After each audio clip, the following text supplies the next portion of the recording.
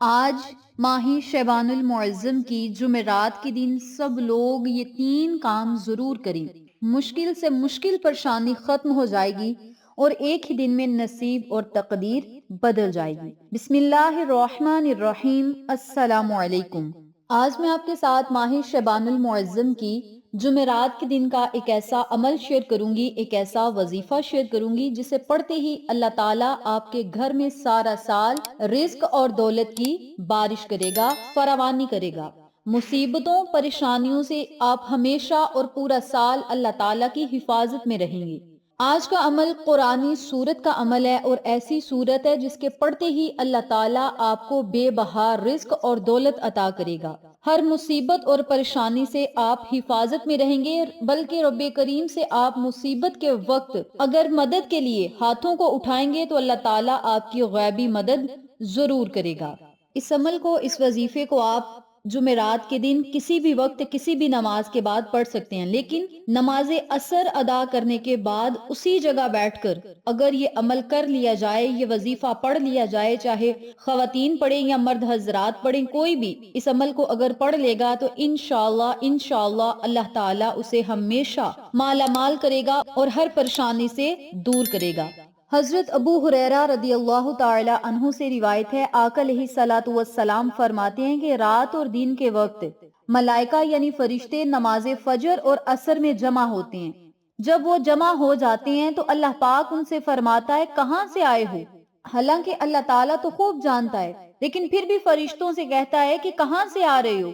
فرشتے عرض کرتے ہیں اے اللہ، تیرے بندوں کے پاس سے ہم آ رہے ہیں۔ جب ہم ان کے پاس گئے تو وہ نماز پڑھ رہے تھے اور انہیں نماز پڑھتا ہوا چھوڑ کر ہی تیرے پاس حاضر ہوئے ہیں۔ حضرت سیدنا عبداللہ بن عمر رضی اللہ تعالی عنہ سے روایت ہے کہ آقا علیہ الصلوۃ والسلام نے ارشاد فرمایا، جس کی نماز عصر نکل گئی، یعنی جس نے جان بوجھ کر نماز عصر چھوڑ دی، وہ سمجھ لے کہ اس کا اہل و عیال اور مال سب ختم ہو جائے گا۔ حضرت موسیٰ اشعری رضی اللہ تعالی عنہ سے روایت ہے کہ آقا علیہ الصلوۃ والسلام نے فرمایا کہ جس نے ٹھنڈے وقت کی 2 نمازیں پڑھی، یعنی فجر اور عصر کی، تو وہ بندہ جنت میں داخل ہوگا۔ نماز عصر کی اتنی زیادہ فضیلت ہے کہ نماز عصر کے بعد جو دعا کی جائے، اذان مغرب سے پہلے اللہ تعالیٰ اس دعا کو ضرور قبول فرما لیتا ہے۔ تو میری پیاری بہنوں اور میرے پیارے بھائیوں، آقا علیہ الصلوۃ والسلام کے فرمان کے مطابق نماز عصر کے بعد 7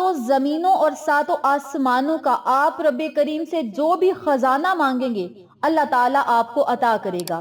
نماز عصر کے بعد 7 زمینوں اور 7 آسمانوں کا نور بھی اللہ تعالیٰ اسی وقت بندے کو عطا کر دیتا ہے اور اسی وقت اس کی دعاؤں کو مقبول کر لیتا ہے، پریشانیوں کو ختم کر دیتا ہے۔ نماز عصر کا وقت اتنا بابرکت وقت ہے، تو آپ سب سے میں یوں ہی گزارش کرتی ہوں کہ آپ نے اس عمل کو، اس وظیفے کو جب کرنا ہے جمعرات والے دن، تو نماز عصر ادا کرنے کے بعد اسی جگہ بیٹھ کر اس عمل کو پڑھیں اور پھر اللہ تعالیٰ سے دعا کریں۔ اپنی جگہ سے اٹھنے سے پہلے اللہ رب العزت آپ کے مقدر نصیب اور تقدیر کو ضرور بدلے گا۔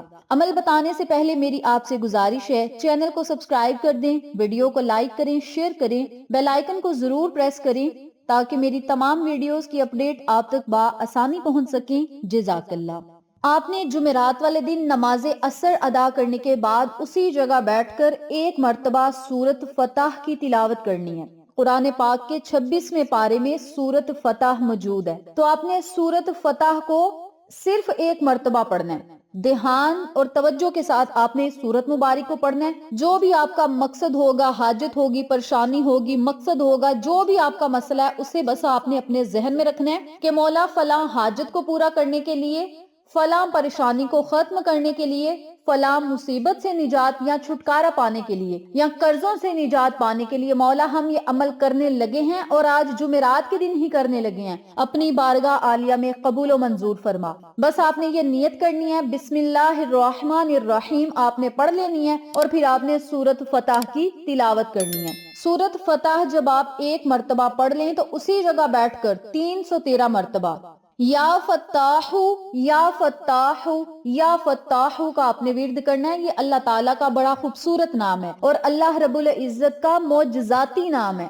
یعنی اس نام کو پڑھتے ہی اللہ تعالیٰ معجزات کی بارش کر دیتا ہے۔ یعنی اس نام کو پڑھتے ہی آپ جس مقصد کے لیے دعا کریں گے اس کام میں اللہ تعالیٰ معجزاتی آپ کی مدد کرے گا، اور آپ خود وہ کام دیکھ کر اپنے اس مقصد کو پورا ہوتے دیکھ کر یا پریشانی کو ختم ہوتے دیکھ کر آپ خود اپنی زندگی پر، اپنی قسمت پر، اپنے نصیب پر رشک کریں گے۔ اس عمل کو جب آپ نے کرنا ہے، اول آخر 3 مرتبہ درود پاک پڑھنا ہے، اور پھر آپ نے اللہ تعالیٰ سے خصوصی دعا کرنی ہے۔ آپ کے مقدر اور نصیب کا ستارہ اس سورت مبارک کو اور اللہ کے اس نام کو پڑھتے ہی چمک اٹھے گا۔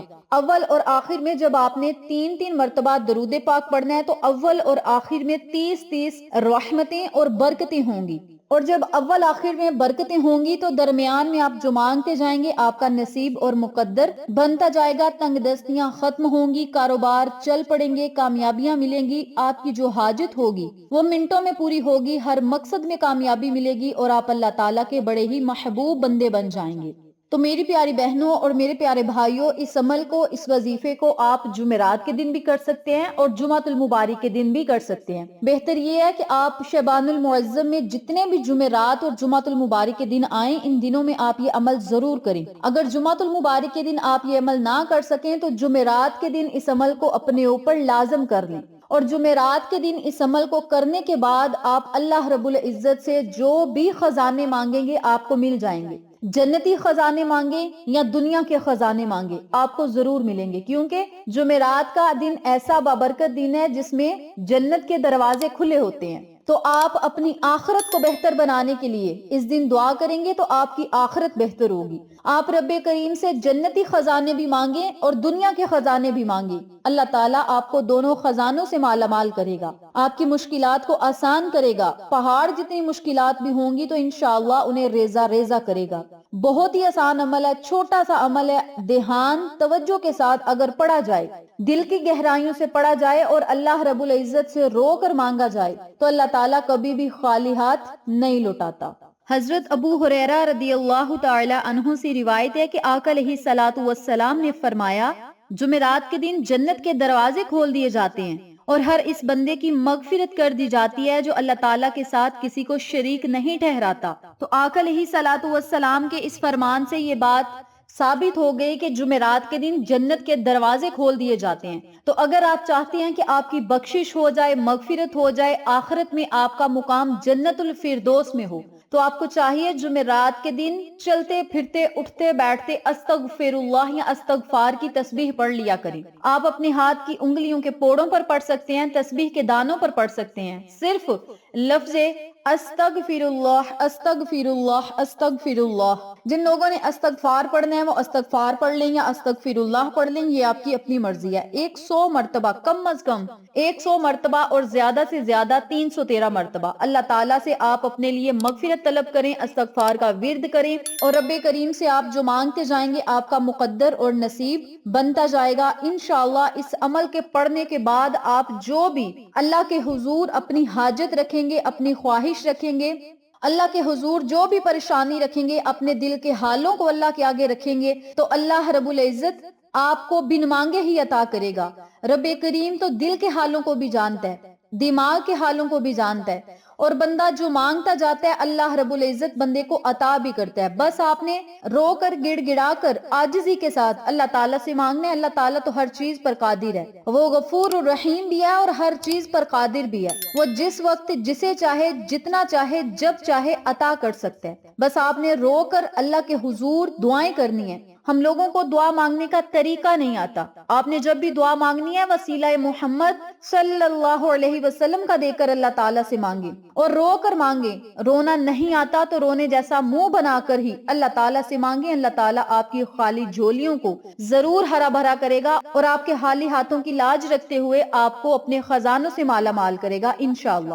آخر میں اللہ تعالیٰ سے دعا ہے کہ رب کریم ماہ شعبان المعظم کی تمام برکات اور رحمتیں ہمارے خالی ہاتھوں میں رکھ دے، ہماری جھولیوں میں ڈال دے، اور ہمارے گھروں کو ماہ شعبان المعظم کی تمام رحمتوں اور برکتوں سے مالا مال کرے، ہماری مشکلات کو آسان کرے، اور جن مقاصد کے لیے ہم اللہ کے ذکر کرتے ہیں، دعائیں مانگتے ہیں، اللہ تعالیٰ ہمیں ہر وہ چیز، ہر وہ خوشی، ہر وہ کامیابی عطا کرے جس کی ہمیں ضرورت اور طلب ہے۔ انشاءاللہ پھر کسی نئے وظیفے یا اچھی معلومات کے ساتھ آپ کی خدمت میں حاضر ہوں گے، تب تک کے لیے اجازت دیں، اللہ نگہبان۔